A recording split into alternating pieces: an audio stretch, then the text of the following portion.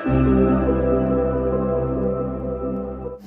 ना वेलकम है दोस्तों। और इस वीडियो में हम लोग बात करने वाले हैं जिन लोगों ने अपने ग्रेजुएशन में इकोनॉमिक्स यानी कि अर्थशास्त्र को ऑनर्स के रूप में रखा है, उनका सेमेस्टर 1 में किस टाइप का क्वेश्चन आएगा, आइए देखते हैं। और यह जितने भी भारत के सरकारी यूनिवर्सिटी हैं, सरकारी विश्वविद्यालय हैं, उन सभी में काम में देगा, ठीक है। और सभी सरकारी विश्वविद्यालय CBCS पैटर्न पर आधारित होते हैं। CBCS मतलब कि क्रेडिट बेस्ड चॉइस सिस्टम, ठीक है। इसके अंतर्गत भारत के सभी सरकारी यूनिवर्सिटियां, चाहे आप किसी भी राज्य से हों या किसी भी केंद्र शासित प्रदेश से हों, ठीक है। अब आइए देखते हैं। समय 3 घंटा दिया गया है। एग्ज़ाम आपका जून 2022 में लिया गया एक CBCS पैटर्न के आधार पर यूनिवर्सिटी का क्वेश्चन पेपर है, पूछा गया पेपर है।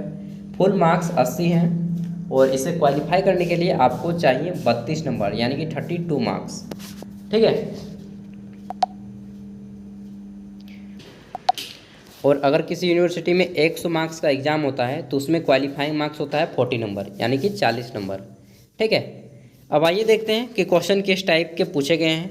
तो यहाँ पे बोला जा रहा है कि answer any 5 question in which question 1 is compulsory, यानी कि किन्हीं 5 प्रश्नों के आंसर देने हैं जिसमें क्वेश्चन नंबर 1 आपका कंपलसरी है। और इसमें बोला गया है कि क्वेश्चन नंबर 1 आपका 2 भागों में बांटा गया है। पहला भाग ए में आपको 2 अंकों वाले कुल 4 ऑब्जेक्टिव टाइप के क्वेश्चन पूछे जाएंगे।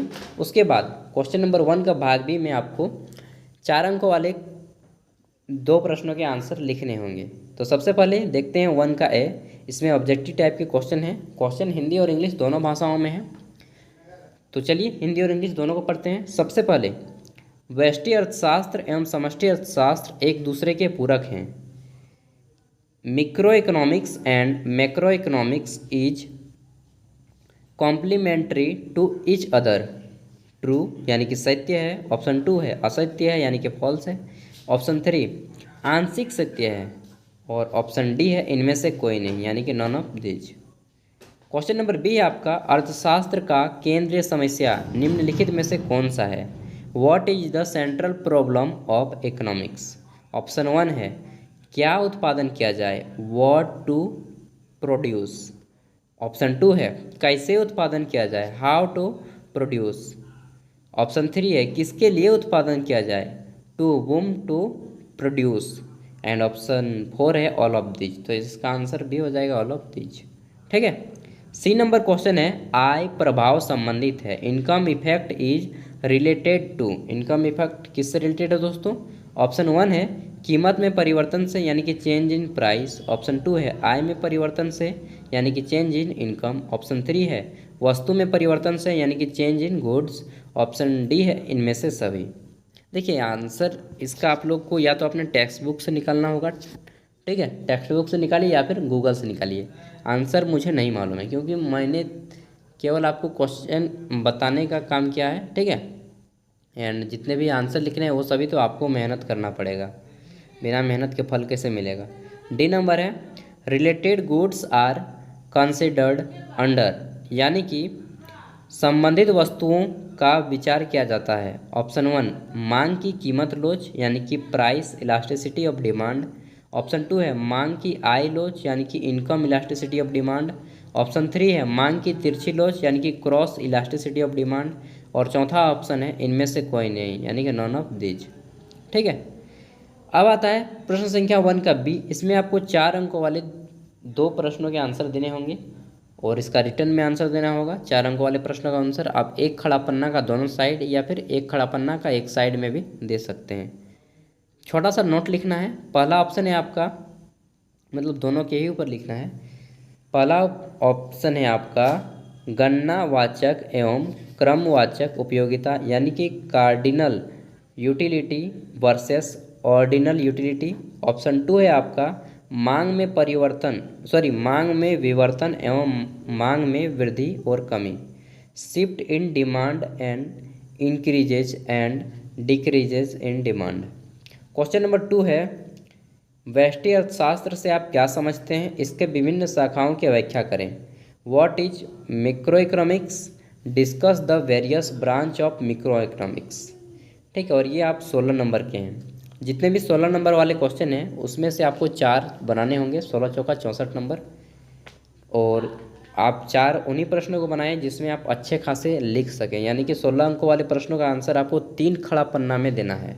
3 खड़ा पन्ना बोले तो 6 पेज हो जाएगा, 1 खड़ा पन्ना में 2 पेज होते हैं, ठीक है। अब देखिए क्वेश्चन नंबर 3 क्या है कि अर्थव्यवस्था की क्या क्या केंद्रीय समस्या है, उत्पादन संभावना वक्र की भी व्याख्या करें। What are the central problem of an economy, also discuss production possibility frontier PDF, ठीक है। नेक्स्ट है आपका 4 नंबर क्वेश्चन,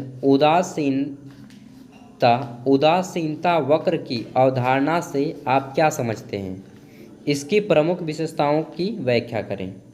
यानी कि discuss about the concept of indifferences curve, what are the features of the indifference curve. 5वां है आपका आय प्रभाव, कीमत प्रभाव एवं प्रतिस्थापन प्रभाव की अवधारणा की व्याख्या करें। Explain about the concept of income effect, price effect and substitution effect. 6ठा क्वेश्चन है आपका उपभोक्ता की बचत की अवधारणा की व्याख्या करें। प्रोफेसर मार्शल ने इसे किस प्रकार मापा। यानी कि explain the concept of consumers surplus, also discuss about the measurement of consumer surplus of professor Marshall. Question number 7 है आपका दोस्तों कि यार भूख लग गया, बहुत देर से खाया नहीं। 7वां क्वेश्चन पढ़ लेते हैं। मांग की कीमत लोच से आप क्या समझते हैं, इसे मापने की कौन कौन सी विधियां हैं। What do you mean by price elasticity of demand, what are the methods of measuring price elasticity of demand. Question number 8 है दोस्तों आपका कि अल्पकालीन एवं दीर्घकालीन, अल्पकालीन मतलब छोटे समय के लिए, कम समय के लिए, दीर्घकालीन मतलब कि लंबे समय के लिए, लॉन्ग टाइम के लिए। अल्पकालीन एवं दीर्घकालीन उत्पादन फलन में अंतर स्पष्ट करें। कौन कौन से अंतर हैं बताना है। Distinguish between short run and long run production function. Question number 9 है आपका right short notes on any two of following.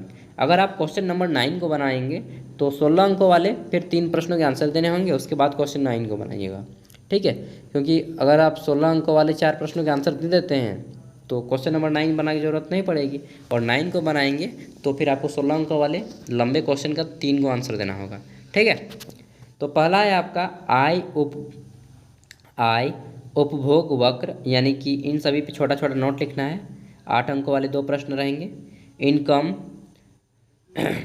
Consumption curve, और ऑप्शन बी है आपका कॉब डॉगलस उत्पादन फलन, Cobb Douglas production function. Option C आपका परिवर्तनशील अनुपातों का नियम, यानी कि लॉ ऑफ वेरिएबल प्रोपोर्शन।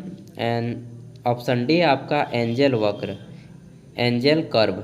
तो दोस्तों ये था आपका इकोनॉमिक्स फर्स्ट सेमेस्टर का पहला पेपर, जिसे आप कोर पेपर 1 भी बोलते हैं। तो आई होप, मैं उम्मीद करता हूँ कि आपको अपने पेपर के बारे में एक मोटा मोटा अनुमान हो गया होगा कि मेरा पेपर इस टाइप से आने वाला है और मुझे इसका आंसर इस टाइप से देना होगा। और जितने भी आंसर देने होंगे, सबसे पहला कि आपको एक ब्लैक पेन ले जाना होगा, क्योंकि वहाँ पे आपको आंसर एक OMR पेपर में फिल करना होगा अपनी सारी डिटेल, जैसे कि रोल नंबर, रजिस्ट्रेशन नंबर, ठीक है, पेपर नंबर, डेट, वो सारी चीज़ें OMR पेपर पर फिल करना होगा। तो ये था आपका पेपर दोस्तों। मैं उम्मीद करता हूँ कि इस वीडियो से आपकी ज़रूर ही कुछ ना कुछ हेल्प हुई होगी। एंड इसके साथ ही अगर आपका कोई दोस्त ग्रेजुएशन जो भी दोस्त कर रहा हो, उन तक वीडियो को शेयर कीजिएगा। जो भी ऑनर्स रखे हो, BA BCom BSc कुछ भी ऑनर्स हो, यहाँ पे उनका क्वेश्चन पेपर अवेलेबल करा दिया गया है। आप उन तक वीडियो को शेयर कीजिए, क्योंकि ज्ञान बांटने से बढ़ता है दोस्त। अच्छे मार्क्स लाइए खुद भी और अपने दोस्तों को भी। एंड कुछ भी डाउट हो तो आप हमें कमेंट में पूछ सकते हैं। एंड इसके बाद जो भी आपका क्वेश्चन पेपर हो, सेमेस्टर 2, 3, 4, 5, 6, कोर पेपर 1, 2, या फिर जनरल इलेक्टिव पेपर, या फिर AICC का पेपर, या फिर SEC का पेपर, सारा यहाँ पे अवेलेबल है। BA MA BEd सारा कुछ। तो कुछ भी दिक्कत हो तो पूछ लीजिएगा। एंड वीडियो देखने के लिए thank you, best of luck, अच्छे से एग्ज़ाम दीजिए। चैनल पे पहली बार आए तो सब्सक्राइब करके बेल के आइकन को प्रेस कर दीजिएगा, ताकि ऐसे ही वीडियो आपको मिलते रहे। Thank you.